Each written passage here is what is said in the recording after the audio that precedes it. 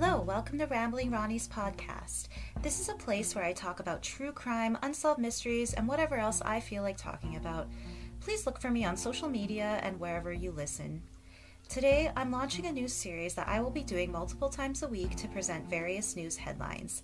These will be quick episodes that will give an overview of some things that are happening around the world. If you have any news you want me to track and cover, let me know on Twitter, Facebook, or Instagram, or you can email me at ramblingronniespodcast@gmail.com. Now, on to the headlines.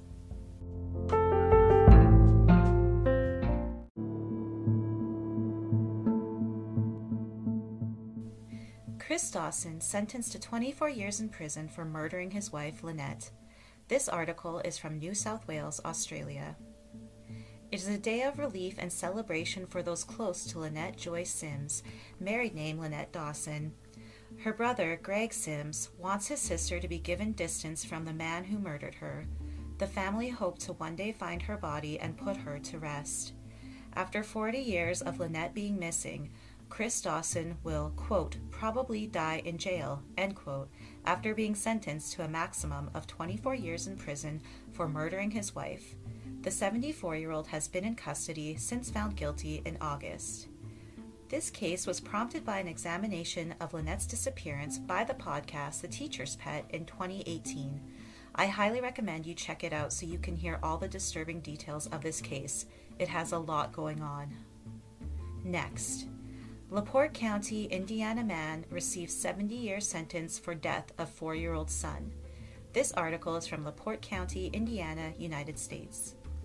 A LaPorte County father who pleaded guilty to the 2021 murder of his 4-year-old son in September was sentenced on Tuesday to 70 years in prison.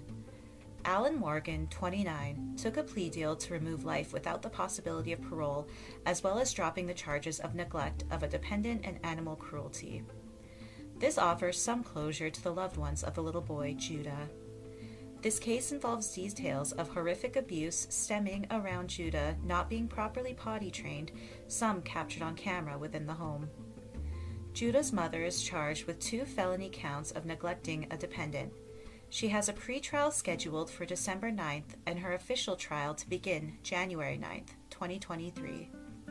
A law has been created as a result of this case.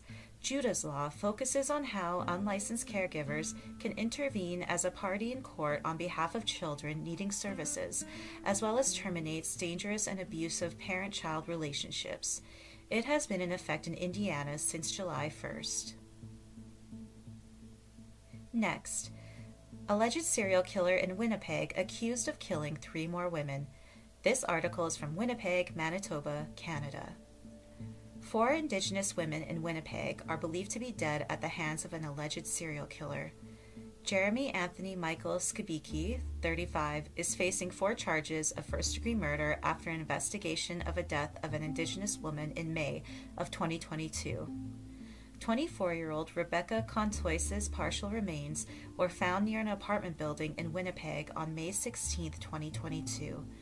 Additional remains were later found in June at the Brady landfill. Skibiki was charged with first-degree murder in relation to her death, and police said as they investigated that they weren't ruling out more victims.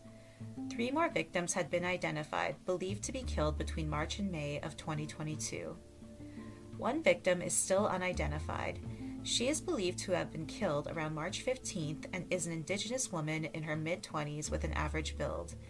News outlets are sharing a photo of a baby fat fur reversible jacket that was found with the victim in a hope someone will recognize it and reach out. 2 other women were able to be identified. 39-year-old Morgan Beatrice Harris of Winnipeg, believed to have been killed around May 1st, and 26-year-old Mercedes Myron of Winnipeg, who is believed to have been killed around May 4th. They were both members of Long Plain First Nation. This is an unsettling case, one that exemplifies the lesser-known reality of crimes against Indigenous women. Please check out the article link in the show notes to see a photo of the baby fat jacket, in particular if you are someone who lives in Manitoba. I imagine this person must have been from around the Winnipeg area, just like the other victims. It is a bit concerning to me that with this being so recent and a specific date of when she may have died, that no one has identified her yet. This leads me to believe she was a sex worker, likely living a high-risk lifestyle, and perhaps her connections don't feel safe reaching out to law enforcement. There's also more detail about the perpetrator that is quite disturbing, and I encourage anyone to deep dive this case to get a glimpse of what extreme views of people can lead to.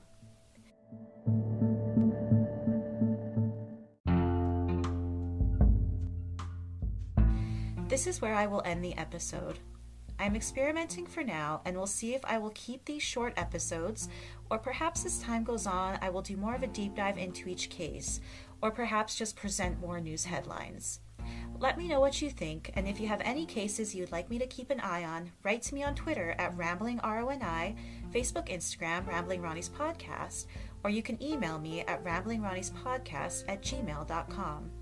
Also, be sure to subscribe wherever you listen. Thank you for listening, and take care.